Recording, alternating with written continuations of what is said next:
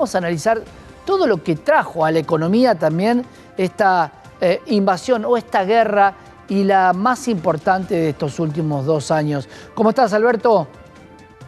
¿Cómo te va? Muchísimas gracias por el contacto. Efectivamente, como bien decís, esta guerra que comenzó el 24 de febrero del año 2022, cuando Rusia ataca a Ucrania, muchos analistas en aquel momento decían que esto era una especie de pan comido para Rusia, porque en una semana, 15 días iba a terminarse. Yo fui uno de los pocos, la verdad, que dije que, atención, que este tema iba a venir para largo. Y la verdad que así fue. Precisamente hace 48 horas se cumplieron 2 años de este ataque de Rusia a Ucrania, que provocó un cimbronazo en todo el paradigma del mundo, y muy especialmente también dentro de Europa. Algunos parámetros, y luego voy a entrar a una hipótesis que quiero charlar contigo, sí, que me parece interesante. Y yo también tengo algo para preguntarte a vos, si el exabrupto de un presidente de una nación eternamente en guerra con otra, a través de lo cultural también, tal es así que se han hecho películas de esta enemistad, si esto puede repercutir en no solamente los mercados, sino también en las asociaciones internacionales bélicas. Es correcto lo que planteas. La verdad que hay que entender que cuando un presidente de un país hace una declaración, los mercados, no solamente los mercados, sino que todos los actores que hacen a las sociedades en todo el mundo, están muy atentos en la medida que esto puede profundizar enormemente. La verdad que te quiero comentar que en aquel momento se suponía que, bueno, esto iba a ser un pan comido para Rusia. Esto no fue así. El mundo económico cambió, el mundo geopolítico cambió. Rusia terminó recostándose sobre China y también recostándose sobre Irán, porque hay que decir que en estos últimos 2 años Rusia necesitó armamento, la provisión de municiones, que básicamente, entre otras cosas, también los drones, vinieron de Irán y también de Corea del Norte. Pero hay un hecho nuevo, que siempre nos preguntamos, bueno, en definitiva, Rusia es un país mucho más enorme, un ejército enorme, no se puede comparar con el ejército de Ucrania. No obstante, que se suponía que hace pocos meses que Rusia iba a quedar empantanado. La verdad que está faltando pertrechos militares en Ucrania. ¿Por qué lo comento esto? Porque la ayuda militar que se iba a dar a Ucrania y que siempre se promete y que de alguna manera está llegando, está muy ralentizada, a punto tal de que el propio presidente de Ucrania, Vladimir Zelensky, dijo que apenas le llega la mitad de lo prometido. Hace 2 semanas el Congreso norteamericano, concretamente la Cámara de Senadores norteamericana, votó un paquete de ayuda de $60.000 millones para Ucrania, aparte de otro paquete de ayuda para Taiwán y para Israel. Pero la verdad es que cuando se quiso tratar en la Cámara de los Representantes, que serían los diputados de acá, la verdad que no está siendo aprobado. ¿Por qué no está siendo aprobado? Porque la verdad que los republicanos, que están con una porción muy importante de la representación en el Congreso norteamericano, no quieren seguir alimentando la maquinaria de Ucrania. ¿Por qué? Porque la verdad es que Donald Trump, que posiblemente sea el próximo presidente de Estados Unidos, no está de acuerdo con continuar la guerra. No quiere financiar a la OTAN y quiere realmente de alguna manera acercar a Ucrania para que finalmente, y él lo dice, Trump no lo oculta, él lo dice, que yo en 24 horas termino la guerra con Ucrania y con Rusia y los obligo a negociar la paz. Pero ¿qué paz va a ser negociada? Supongamos que Rusia incluso militarmente pueda llegar a tener algún tipo de éxito militar, que posiblemente lo tenga a largo plazo. ¿Cómo cambiaría el mundo? ¿Cómo cambiaría Europa respecto del nuevo relacionamiento con la Rusia, aun cuando fuere vencedora? ¿Haríamos olvido, preguntaría Europa, de lo peligroso que es Rusia, porque cuando se siente amenazada no vacila en absoluto en desplegar un aparato militar que es enorme? Además, considerando que Rusia, además de ser potencia nuclear... Eso, Alberto, es un gran punto, porque cuando muchos decimos que, o conocemos que la potencia bélica de Rusia es 20-1 por sobre Ucrania, ¿por qué se dilató tanto esta forma de Rusia de no terminar con el conflicto? Algunos sienten que fue a mitad digamos, no fue con toda su fuerza. Otros dicen que el conflicto que podría escalar era demasiado grande, por eso es Putin el que un poco se retrasa. Por otro lado, la OTAN tampoco está consiguiendo el éxito de sumar a Ucrania a la OTAN. Pero ¿por qué crees que este conflicto no se resuelve teniendo tanta disparidad en las fuerzas bélicas? ¿Es la OTAN la que está garantizando que Ucrania no sea invadida de forma plena? Mira, excelente pregunta la tuya. En principio hay que decir lo siguiente, que había paradigmas que fueron un poco un fantasma de Rusia. Rusia no tenía la formidable tecnología militar de la que hacía gala.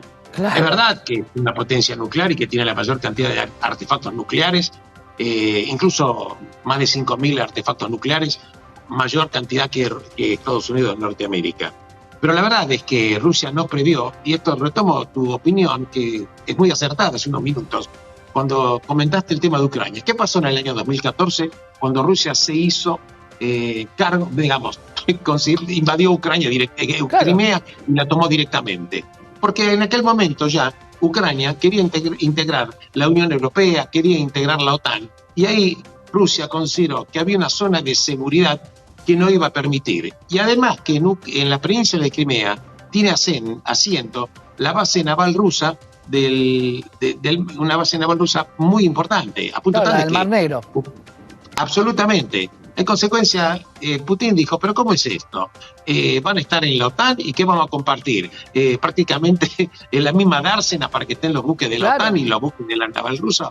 La verdad que esto no lo permitió, pero ¿qué hizo el mundo? Por supuesto, el mundo lo que hizo fue declamar declaraciones que no significaron en la práctica nada más que convalidar la toma de Rusia. En aquel momento Rusia dijo, claro, ¿por qué no voy a volver a tomar Crimea si Crimea le pertenecía a Rusia?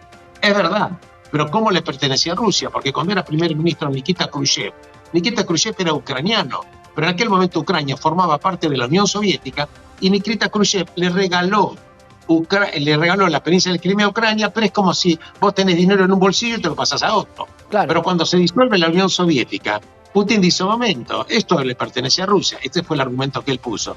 Pero el temor era el avance de Europa y el avance de la OTAN cercano a lo que consideraba Rusia una zona de seguridad que no podía ser puesta en peligro. Claro, y esto viene desde el 85, Alberto, donde Gorbachev dice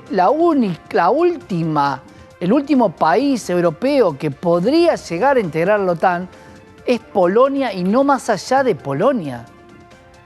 Absolutamente. Entonces, Putin se agarra diciendo que, bueno, la verdad que los líderes políticos de Estados Unidos y la OTAN no cumplió la promesa de no acercarse más a Rusia. No menos cierto es que Putin, también envalentonado, porque luego de la toma de Crimea, el mundo occidental no hizo absolutamente nada. Él no previó tampoco, y con esto voy a tratar de contestar tu pregunta, él no previó tampoco que Occidente iba a reaccionar como reaccionó en el año 2022. Fíjate vos, ya más de 150.000 millones de dólares en armamento que fueron girados por Occidente, 150.000 millones de dólares, y quizás es una cifra mínima respecto a la real que a veces quizás no lo podamos comprender. Claro.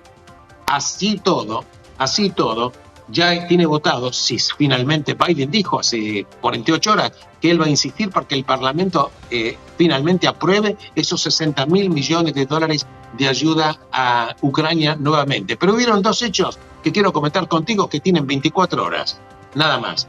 Uno, que el día de ayer, Putin firmó una orden ejecutiva. Putin firmó una orden ejecutiva declarando declarando dos zonas militares o comandos militares, uno en Moscú y otro en Leningrado. Esos comandos militares estaban unidos. Ahora dice que por una cuestión estratégica, la verdad que lo van a descentralizarlo. Esto no es un detalle. ¿Por qué? Porque esta fue la respuesta de Putin a lo que Macron hace 48 horas o 72 horas dijo, que está evaluando, y cito lo que dijo el presidente de Francia, estoy evaluando no solamente el envío de pertrechos militares, sino estamos evaluando que haya combatientes de la OTAN en Ucrania. Esto fue la gota que rebalsó. Sí. Esto provocó. Esto es Tercera Guerra Mundial, Alberto, sin lugar a dudas. Pero bueno, estoy de acuerdo contigo, provocó que uno de los portavoces de Putin, que es Dmitry Peskov dijo, y esto lo dijo, salió publicado hoy, debe tener poquitas horas, dijo, si existía una posibilidad remota de que Rusia pelee contra la OTAN, posibilidad remota, pero no imposible. Claro. Si llegara la OTAN a mandar tropas a Ucrania, va a ser inevitable la lucha armada entre la OTAN y Rusia. Esto abriría un escenario totalmente diferente a lo que estamos viendo hasta ahora. Y la OTAN, convengamos que son Francia, Estados Unidos y Canadá por el lado y México por el lado de América, y toda Europa versus, y acá es lo único que muchas veces la geopolítica nos ayuda en cualquier conflicto bélico, vamos a estar bastante alejados, porque si entra la OTAN, va a entrar China seguramente, porque no fue casualidad que vos nombraras a Israel y Taiwán, dos conflictos que también mueven el mundo, y donde se meta la posición de Israel será Qatar y todo el mundo árabe que apoya a Rusia junto con China, y ahí sí se determina la geopolítica como todos la estamos viendo, pero nadie la quiere mostrar. Es verdad lo que decís, pero es un tema muy complejo en el sentido, suponete que Rusia llegara a ganar militarmente la guerra. ¿Cuál sería el nuevo paradigma económico de Europa? ¿Seguiría comprando alegremente el combustible sin buscar fuentes alternativas? ¿No volvería a reactivar plantas nucleares? Plantas nucleares que Alemania desactivó creyendo que el tema de tener energía barata y abundante en los gasoductos, por ejemplo, del Nord Stream 1 y 2, que la verdad es que finalmente no sirvieron para nada por esta guerra que empieza. Y por otra parte, cuando en algún momento llegue a establecerse algún tipo de negociación, porque en algún momento alguna situación va a tener que ocurrir. Yo no creo personalmente, y esto lo digo con riesgo de que me equivoque, pero no creo que Putin deje de morder el 19% ya del territorio de Ucrania que tiene ocupado. No va a devolver Crimea. En consecuencia, en el caso que haya un acuerdo determinado y se termine el enfrentamiento militar, Putin no se va a ir con las manos vacías. Putin el mes que viene va a competir por las elecciones, va a ser el próximo presidente por otros 6 años. Putin es un líder, te guste o no te guste, es un líder muy fuerte. Sin duda. Las estadísticas dicen que goza de un apoyo grande dentro de Rusia. O sabés que ahí la gente nunca habla, solamente se habla en privado. Públicamente todos apoyan a Putin. Lo concreto es que en el mundo, aparte de una figura fuerte como Putin, no hay líderes fuertes. No hay un Churchill que podría ser un mano a mano con un líder como Putin. Respecto a Estados Unidos, ¿cuál es el liderazgo? Estados Unidos, Biden, que en noviembre va a tener que estar sometido a las elecciones, con una posibilidad de que Trump llegue a ser el próximo presidente. Trump dice, y esto lo digo yo personalmente, tengo alguna información que dice que además de la excelente relación que tiene Trump con Putin, que existe, también serían socios en algunos emprendimientos comerciales muy, pero muy importantes, que sería motivo de charlar en otra oportunidad. Esa sería una forma de que se termine la guerra, Alberto. Pero quiero que sigamos charlando del tema OTAN, porque el tema OTAN no es un tema menor, y si hay tropas combatiendo de países directamente en Ucrania, una cosa es enviar el armamento y otra cosa es poner a disposición tropas que responden a la Organización del Tratado del Atlántico Norte, algo que nosotros conocemos y mucho acá en la Argentina. Gracias, Alberto. Nos vemos la próxima. A vos, y simplemente te digo para despedirme que con la aprobación ya de Suecia dentro de la OTAN, ya todo el Báltico está tomado por la OTAN. Te mando un abrazo enorme. Un gran abrazo. Alberto Roscolequier, doctor en economía, y hablamos de la geopolítica y los